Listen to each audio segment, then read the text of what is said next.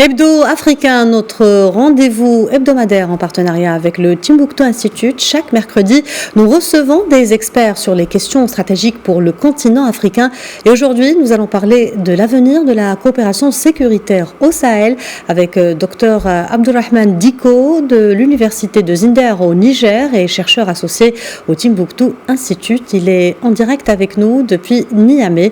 Bonjour Dr Abdurrahman Diko et merci d'être avec nous. Bonjour, madame.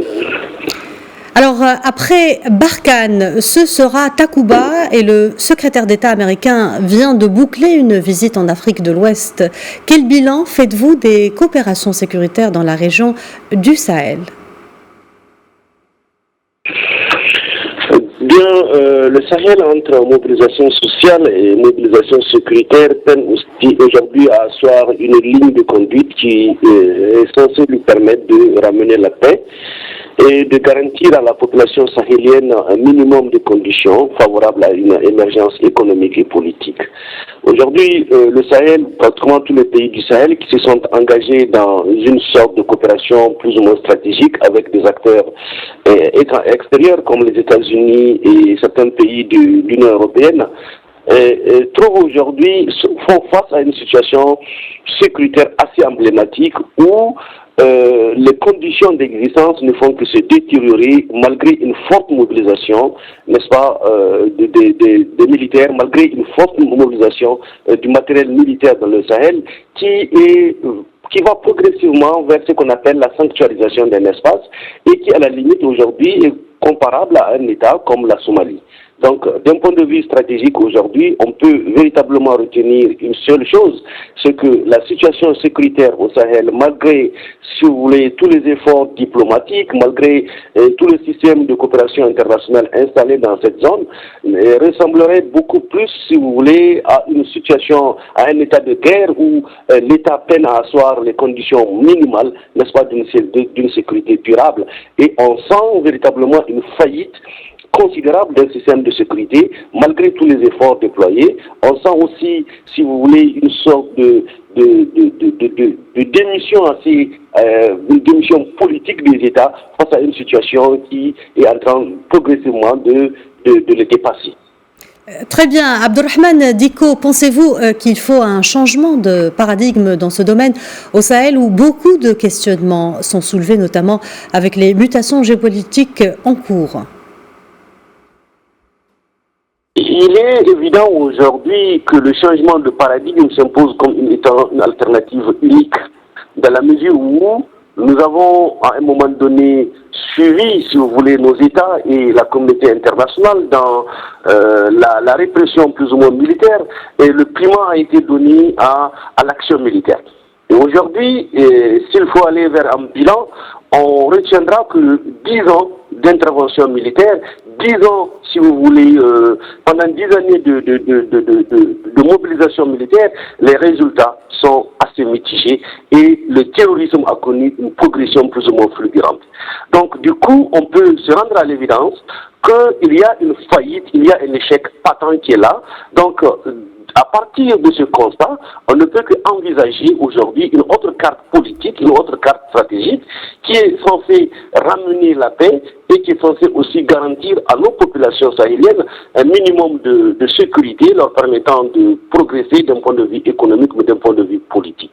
Et ce primat donné à l'action militaire renvoie, si vous voulez, à l'incapacité de nos États à asseoir une bonne gouvernance.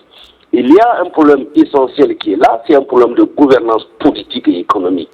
Nous avons, à partir de ces échecs-là, tiré la synthèse selon laquelle qu'il y a un lien plus ou moins fonctionnel qui existe entre l'insécurité et la mauvaise gouvernance.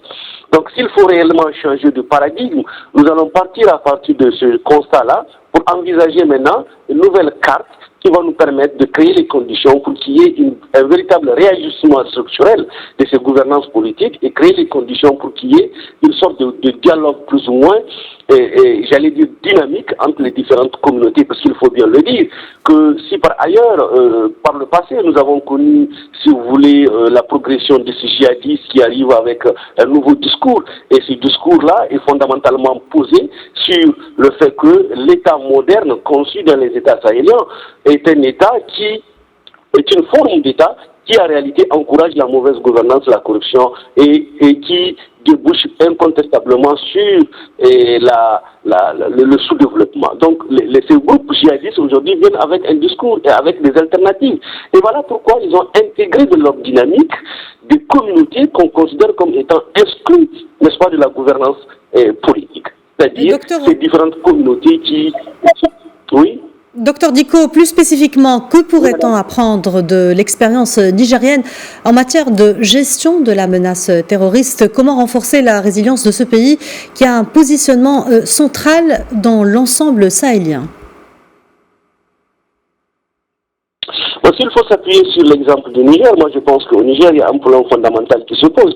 C'est l'identification même des acteurs qui sont dans le conflit. Parce que si le Mali, par exemple, a véritablement identifié les différents acteurs, au Niger, nous avons un problème réel puisqu'on n'arrive pas à identifier exactement qui sont les différents acteurs qui sont dans ce conflit-là. Mais l'un de l'autre, il faut aller vers une alternative plausible.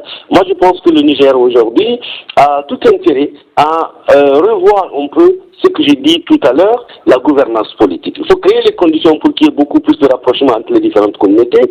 Il faut créer les conditions pour que le Niger puisse faire taire les velléités communautaristes qui sont récupérées par les groupes djihadistes. Et il faut aussi agir sur la résilience des communautés. Et agir sur la résilience des communautés passe par une prise en charge réelle, si vous voulez, des défis qui sont liés à l'accès aux ressources naturelles, à l'accès aux ressources économiques, à l'accès aussi à toutes les formes de services publics, de services de base, de services sociaux de base.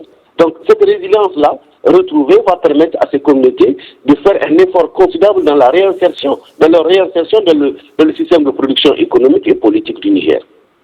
Docteur Abdulrahman Dicko, merci d'avoir répondu à nos questions. Je rappelle que vous êtes chercheur associé au Timbuktu Institute.